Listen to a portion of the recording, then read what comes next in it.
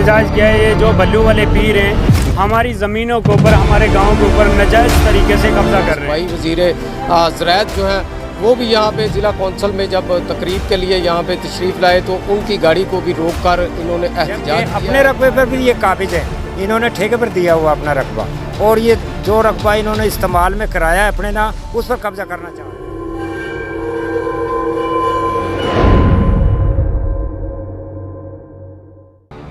जी बिल्कुल, ये नवाही गांव गद्दों के मकीन हैं जो इस वक्त कचहरी में एहतजाज कर रहे थे कि यहाँ पर जो है सूबाई वज़ीर ज़राअत जो हैं वो भी यहाँ पे ज़िला कौंसल में जब तकरीब के लिए यहाँ पे तशरीफ़ लाए तो उनकी गाड़ी को भी रोक कर इन्होंने एहतजाज किया है। ये एहतजाज कर रहे हैं और अपने मुतालबात के हक़ में जो है वो नारेबाजी कर रहे हैं। इनसे बात करते हैं, क्या मसला है आपका, क्या मुतालबा है आपका, ये क्यों एहतजाज किया? हमने एहतजाज किया है। ये जो बल्लू वाले पीर हैं हमारी ज़मीनों के ऊपर, हमारे गाँव के ऊपर नाजायज़ तरीके से कब्ज़ा कर रहे हैं। जो हमारी दादा इलाही ज़मीन है उसके ऊपर कब्ज़ा कर रहे हैं। आप बताएं, हम ये छोटे छोटे बच्चे लेकर इस गांव को लेकर कहां जाएंगे? हमें इंसाफ चाहिए, हमें इंसाफ चाहिए। कितनी ज़मीन है आपकी और कहाँ पे है? ये तकरीबन 400 किनाल का है, 400।